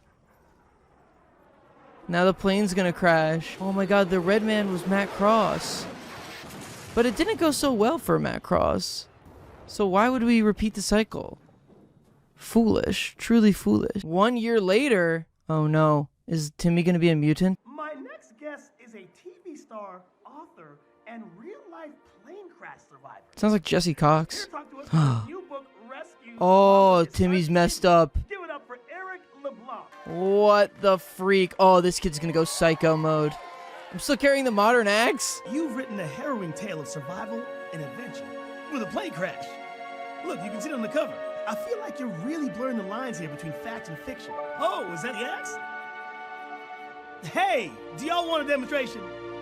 Demonstration of what? Okay, we've got a setup right over here. What am I gonna do? I'm just gonna cut down a tree? Come on, everyone. All of you want to see this too, right? What? What do you say? This is so weird. What? They're just impressed by me just cutting down a log? Here we go.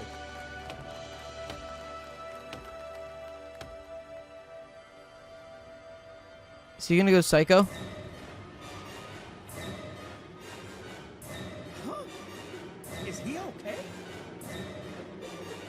Uh-oh. Timmy, no!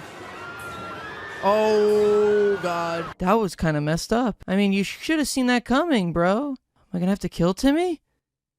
No. Dude, just be good. Did I kill him or did I just soothe him? Oh no, I just soothed him. Okay, I was like, dog killed his own son? The hell? That was a crazy ending! There's more? How? God, this place is a mess. Oh, I'm Timmy now. It's like years later, I assume. He's got the freaking Christianity cross thing. Site 2. What? There's a place that can actually make him go back to normal? Ew! He has to fight it off.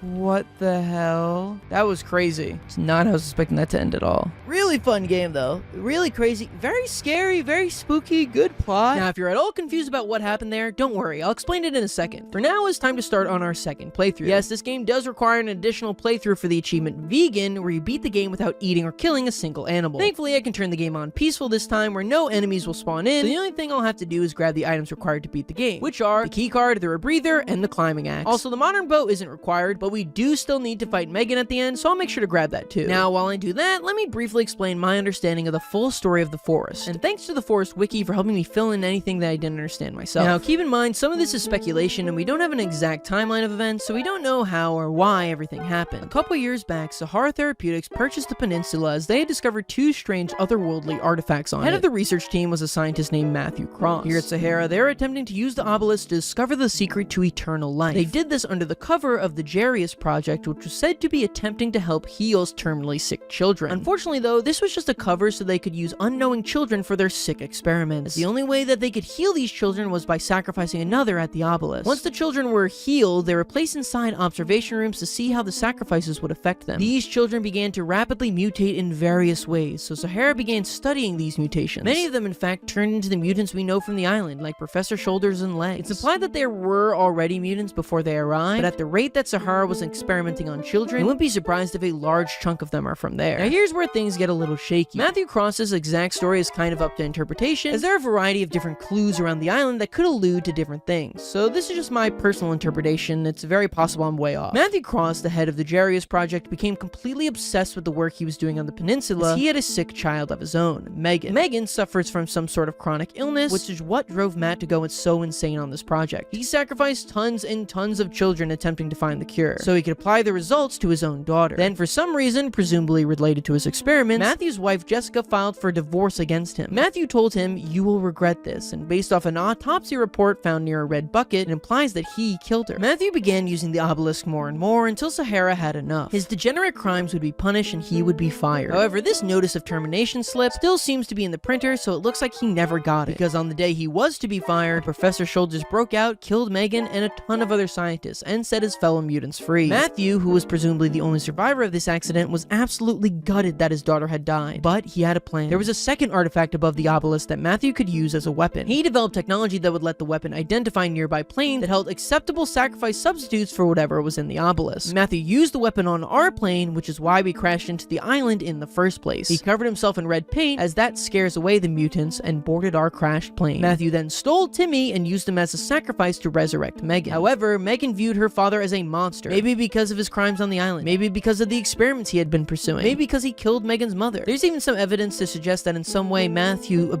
Megan. Either way, Megan kills her father with her sick mutant powers. Then the events of the game happen, yada yada yada. We kill Megan but aren't able to use her dead corpse to bring Timmy back to life. So our protagonist, desperate to resurrect Timmy, uses the second artifact himself, crashes another plane, and revives Timmy. However, Timmy is still suffering heavily from the mutations, and in his adult years seems to be attempting to find another site that could cure him. Phew! And during all that, I managed to beat the entire game without killing a single animal, just surviving off granola bars. As if this guy's life couldn't get any worse. This time though, let's go through the alternate ending. This one isn't canon, but you know, it's fun. In this one, our protagonist decides not to kill hundreds of people by crashing a plane, and he instead shuts down the artifact. He then watches as the plane flies overhead completely fine. He burns up Timmy's photo, having accepted that he's truly gone, and resigns to living the rest of his life on this island. Not really as dramatic, but I guess you could call this the good ending. With all that completed, there was just one chunk of achievements left, the multiplayer ones. For this, I had my girlfriend Tuesday drop into the game with me, so thank you to her. Most of these achievements are extremely easy, like give another player a piece of food. The most challenging one is to revive 10 co-op players. For this one, I just continually attack Tuesday until she dies, revive her, and then attack her again. And that was all of The Forest. Truly a really fun game. The ambiance and mechanics were really well done. It's just a little clunky, which makes sense seeing as it came out over 10 years ago. I would highly recommend you check it out, but play it in co-op. It'll be way more fun. And hey, if YouTube doesn't nuke my channel to oblivion for this video, maybe I'll try out the sequel, Sons of the Forest, one day. Let me know if you want that or what other games you want me to cover. Thank you all so much for watching as always. Bye! And thanks again to War Thunder for sponsoring today's video. Make sure to check out my links in the description to check out War Thunder for free on PC, all consoles, and now your mobile phone. And remember, if you're a new player or a player that hasn't played in 6 months on PC or console, you'll be gifted a special War Thunder bonus pack. This bonus pack includes the exclusive vehicle decorator Eagle of Valor, 100,000 silver lions, and 7 days of premium account. This bonus is only available for a limited time, so make sure to use my links in the description to jump into the most comprehensive vehicle combat game ever made.